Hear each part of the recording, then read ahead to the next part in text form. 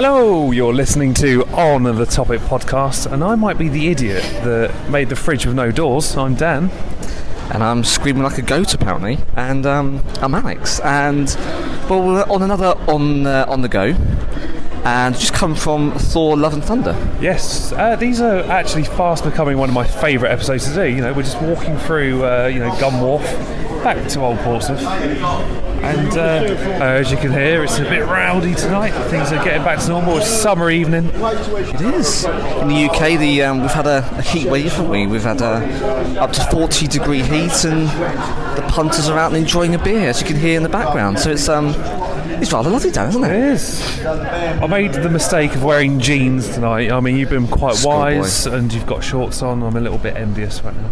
Been known by many things, but wise certainly is not that. So it's a first for everything. So yes, as you're with us, listener, as usually as these things are, on our way back to Old Portsmouth, I'm just going to give you a bit of a raw kind of first thoughts of the latest. Obviously at the time of recording, Marvel film of 2022. We'll try and keep it spoiler free. We'll bring you the big review in a couple of weeks, something like that, because we're going to do another episode in between, but more of that at the end of this episode. But yes, Thor, Love and Thunder. Yeah. Initial reactions. Right, first question. Does it come into your top 10? No. Agreed. But that's not a bad thing, Dan. I think, there's, 26 films now, is it? Yes, 26. 27. What I will say, though, is it might be in my top 15, maybe. We've probably got to revisit what our top films are. But, I mean, what I will say is, because I think that's a tough one, Dan, and it's a good question, I think this film has got a lot of heart. Yep. A lot of heart. A lot of love, some might say. But also there's quite a lot of darkness. I think there's some quite adult, raw themes. And I don't mean that from an 18 raunchy, but just from because it's all about the gods in this one. It is all about the gods. We know that anyway from seeing Russell Crowe in the trailers.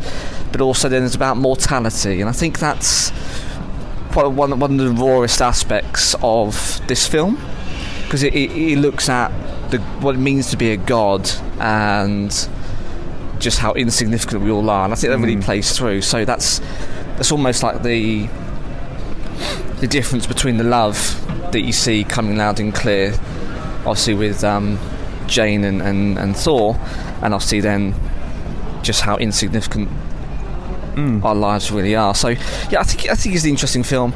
It's quite raw in all those emotions. But I think that makes for what was a really good film. I think it's well paced as well. One of the shortest Marvel films, Dan. Yeah, 1 hour 50, around there. I mean, interesting character, Gore, the God Butcher.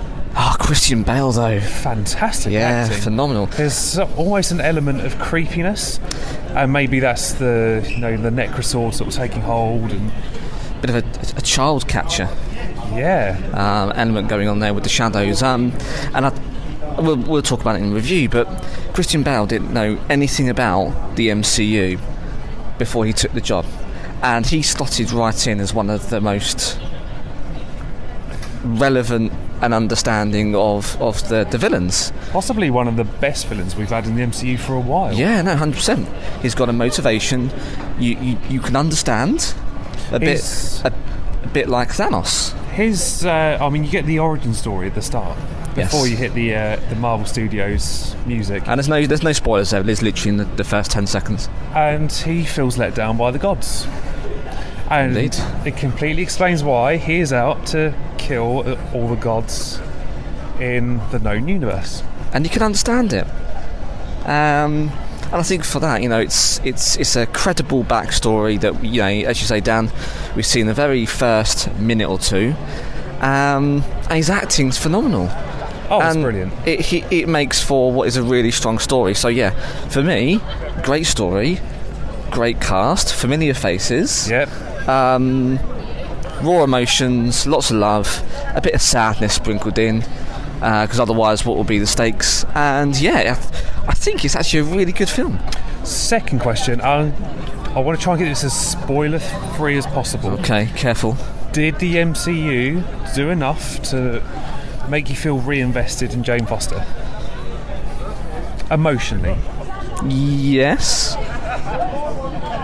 I think it's a question I might have to revisit when I do my review, Yeah. but at the time of us recording this episode, You a no? didn't do enough for me. But I think for me, it was a yes, but only because of the journey which Thor is going through. Yeah. And they recap it a number of different ways throughout the film. Again, we'll talk about it when we put the spoiler klaxon in. But it does very well to kind of talk about that journey that he's going on ever since we first saw him. So you're looking more at the bigger picture then? Yes, not as a standalone film. Yeah. That's a fair answer, I'd say. Yeah, I'll probably change my mind when I reflect, and I'm happy to go back on it. But yeah, for the time being, I thought she was a good mechanism to keep us on that journey of development. As an actress, Natalie Portman, let's just talk about that for a second. Yes. Again, something on my mind. I feel like they did her a dirty in the first two films. I don't think there was enough sort of gumph behind her character, but actually they did flesh her out as a character a bit more in this film. Yes, I think she has more of a storyline, more backstory, and obviously a lot more dialogue, and she's one of the main characters. So yeah, I think there's been some kind of justice, albeit there's an awful lot of backfill they had to do. But yeah, I think there's definitely some justice for that character and for that actor in this film. I thought she was phenomenal in this. Genuinely thought she was very good, and also very muscular. She's got bigger guns than I have. Yes. That says a lot. It's not hard for either of us, Dan, but perhaps that's a sign for us to get back into the gym. I mean, overall, I think it's a solid film. I really enjoyed it. I think the crowd were laughing audibly quite a few times, so if you're looking for something that is... I don't want to say it's light-hearted, because there's parts which really aren't down there. It's some dark. It's sort of a bit of a light relief within that darkness, for sure. But I think there's balance. If we talk about Disney and Star Wars reference, I think it's definitely balanced the film. So yeah, go watch it. It's enjoyable. Yeah. It's continuity of probably one of the most favourite characters in the MCU. I don't hear much. I haven't read much, so I don't know whether it's been. Oh, go this way. Oh, go watch someone. So walking around Portsmouth. We are in the crowds. I don't know if there's much love or hate for it, but I think it's a well put together film, and of course with Taika Waititi continuing that from Ragnarok, it kind of feels like a natural progression of the storyline of the character. So yeah, I really enjoyed it. Yeah, do you know what? If I'm going to give it a out of 10, at this time of recording, I'd probably give it an 8. I was edging towards a 7.5, so not too far off. Not too far off. But I think that's the challenge now, Dan, that I think I'm having. What with where we are with Phase 4, post-Endgame, it's very difficult to get to lofty heights of that film and everything that it had going for it and everything that was at stake. The TV series now, Phase 4 films, it's difficult to know kind of where it's all going. Yeah, I think we've talked about this before. You know, it's not quite as linear as, say, phases 1 to 3. You know, when you had a cutscene, you sort of generally had an idea of what was coming next. Whereas now, there's nothing that really sort of ties into each other. And we mentioned it before. We don't know if all of these characters are set in the same universe. Yep. Yeah, and I think that's on purpose. I think we've got to believe in Feige and what he's doing and how he's done it and why he's done it. But I think that goes back to your original question of the number and the rating. I think it's 7.5. But that's not really knowing how to measure that against anything that we've seen in the last 18 months. Yeah. And I think that in itself is a bit of a challenge. But a standalone film, very, very good. I enjoyed it. Music was phenomenal. Acting, cast, storyline, villain. It ticks all the boxes. Cutscenes, again, no spoilers. We'll talk about them more in depth in the review. It's something I generally tend to look forward to. You know, cutscenes, I like to see what's coming next. First cutscene, very good. You know, it introduced a new character. Again, can't say too much, but I mean that's standard fare. So we're not spoiling it for anyone. Second cutscene, enough for you? Because we were under the impression it was supposed to be something. There was something that's supposed to be leading on from that. I don't know. It's worthwhile sticking around for. I mean, the credits felt quicker this time around. I don't know if that's just because I enjoyed it and the music. Stick around for both, as you would normally. Perhaps it's just there for closure, Dan. Maybe that's all what it really is. Well, I'm going to go into more depth and see what I can find on the interwebs. Do some digging. Hit the dark corners, not the darkest, obviously. You might find Christian Bale with his shadow monsters. Gore will be there, ready for you with his sword. Yeah, absolutely. But I'm quite looking forward to doing the deep dive, as always. So get involved. We want your thoughts if you have seen it, or if you listen to this now and you head to the cinema. Give us your first impressions. Did you like it? Did you hate it? Lots of Easter eggs as well. I'm not sure if you noticed a couple of those. So if you've also spotted them, then get in contact, let us know, and also leave us some messages, and you can be part of the review episode, which will be coming very shortly. We've already got a couple of comments, which is brilliant. Good. Excellent. So if you want to get involved, we're on Facebook, Twitter and Instagram at OnTheTopicPod, and then we've got Gmail, which is onthetopic.podcast@gmail.com. That's a bit of skating there. And then we've got WordPress. Yes, On The Topic Podcast at wordpress.com. If you got there's a guy skating, and I'm sure you can hear it in the background, guys. And the light's just coming on. This is lovely stuff. Beautiful. This is romantic. A nice romantic evening. A lovely warm evening here in the UK. All lowercase, all one word, ontopicpodcast.wordpress.com, and on there you've got our ugly mugs. You can read our bios. You can browse our whole back catalogue.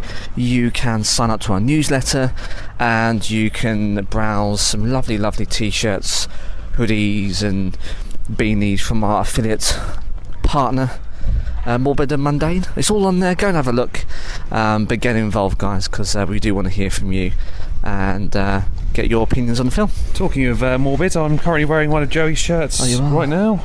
Corporate greed is not what we need. No, indeed. That's a very poignant message for these current days. What have we got coming up, Dan? We're going to be talking about unresolved world mysteries. Yes, favourite mysteries. Got some exciting things to talk about. I've already put some clues up of what I might be talking about on social media. Oh, very good. Maybe a bit spoilery here, but something maybe like the Mary Celeste. Oh yes, it's a mystery. Or Jack the Ripper. Yeah. And then of course we'll do the big review. And there was one that I pitched you yesterday evening, Alex. Remind me. Maybe we'll do a top 3 episodes of The Orville. Oh yes. Which I'm quite looking forward to. But I mean, first you've got a few things to catch up on first. I do. I've got a back catalogue. I've been talking to getting back into Stranger Things, so I need to absolutely rinse that on Netflix, and we'll hopefully do an episode on that. Yes, please. Cobra Kai, September. Yeah, it's not far off. Looking forward to that. Wakanda Forever. I think we might do a random Marvel episode. So we want to talk about Morbius. We've both recently watched that.